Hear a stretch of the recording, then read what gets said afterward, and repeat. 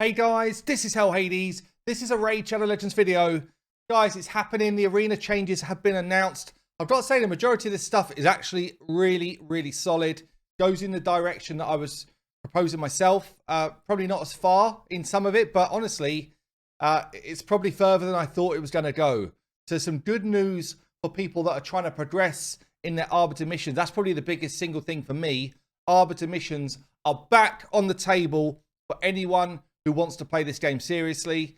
And there's some good news about the way they're going to do the ranking system. So all in all, pretty solid.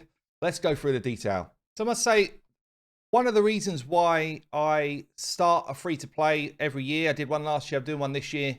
One of the main reasons is to try and feel what it feels like to start the game again for a new player, so that my content doesn't go wildly out of control in terms of just understanding what people go through.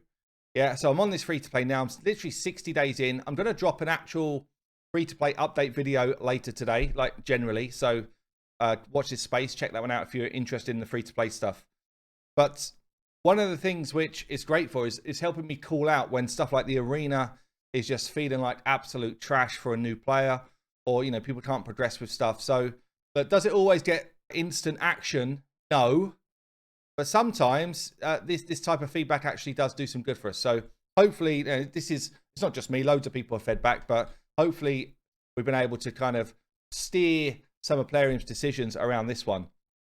So one of the biggest challenges really, or biggest frustrations, is for people that have played the game for probably up to a year, maybe more than a year for some, and they really want to grab Arbiter. Arbiter's a great progression champion.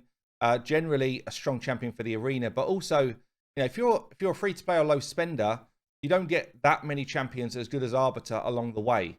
Yeah, you get your Scylla the Drakes like what, 6 months in, but you get your Arbiter once you've done the missions, and the missions generally are pretty damn fun to do. Kind of steers your progression in a certain direction. So when you get to a point where it feels like you can do everything around a mission, but you just get hard stuck on one, then it's really frustrating. It's really frustrating for a player. And this is one of the things I kind of called out that had to change. I'm not really at that point yet. It's kind of after these legendary tomes that it would have started to get silly for me. But anyway, let me talk you through all the things they're suggesting and get your view on it. But my view is it's pretty damn good. Okay, so look, there's a whole bunch of stuff in here. Let's just go through it. You probably can't read it along with me, so I'll read it out to you. We're lowering the requirements. This is number one. We're lowering the requirements for Gold 5 to 3,200 from 3,500, and Plat from 38 to 35. That change, I think, is a bit odd. Honestly, that's just my view. I feel like if Plat Arena is 500 players, then the top 500 players should always be the Plat tier. Yeah, and that way you never get to a situation, by the way, that you don't have a Plat. And then I feel like then you have a bracket down if you want to do a bracket system. That feels a bit weird, but we'll see how it plays out alongside the other things that they're doing. But yeah, basically Plat and Gold 5 have both been gated lower. I don't think that fixes much, honestly. That's my view, but we'll see. I don't know. Maybe alongside the other stuff it does. Also, we're working on stabilizing, this is good, the stabilization of victory, defeat, point distribution. So reducing the number of cases when the gap between the victory and defeat points is too dramatic. That's what we're seeing. Like, we're basically seeing people lose 16, 17 points, but only gain 3 or 4. It's just unsustainable in terms of a deflationary system within the arena. You might notice this positive change straight after the update, which is happening literally right now. And we'll continue monitoring the situation to be able to react when needed. Third point. Another change that should be mentioned is that we're making the matchmaking more flexible in terms of selecting opponents for silver and bronze players. So avoiding scenario where players from high gold are falling into the lower tiers. I mean, we don't know how they're doing that. We don't know what they're doing alongside that, but it's really important. I was on stream last night on the free-to-play again, and I was basically saying it felt like something had already tweaked on my free-to-play. Like last night, let's check my battle log out here. It felt like I was seeing more victories on my defense and I was able to kind of handpick a lot more wins on my offense. And it might have just been pure fluke. But again, like I look at this list here that's just popped even before the maintenance has gone up, and it already feels like I've got easier opponents than I was having before. It could be like pure coincidence. I'm not discounting that at all. It could be pure coincidence as that's happened. But I reckon on this board right now, I reckon I could hit gold 1, which I could not do before. There's absolutely no way I was doing it. I was capping out at like high silver 3, low silver 4, and not really having that ability to just push that bit further. So it feels like something, but for at least, I'm not talking gold level here, because my main account is still got the same challenge. But for my free to play, it definitely felt like I was seeing opponents that I had a chance of beating. Not this one. But yeah. So I don't know if you guys have felt that already or not, but it definitely feels like to me some changes have already come in. So let's hope that stays positive there. And then the last one then. So this is the big one for me. The Arbiter progress missions. Like this is, for people that don't really like PvP, they do it for a necessity to get their Arbiter, and they do it for a necessity to get their Great Hall going. And they are both really, well, no, the Great Hall's really important in the game. The Arbiter is just a great thing to get, you know, a nice legendary champion to get that you know is going to be very solid for your account. So it is important to do. And I've been kind of calling this out. Now, I had the view of why not split the missions between PvP and PvE. They've not taken it that far, and they've not done anything about the Great Hall, which I think is a shame, but I hope they still consider it.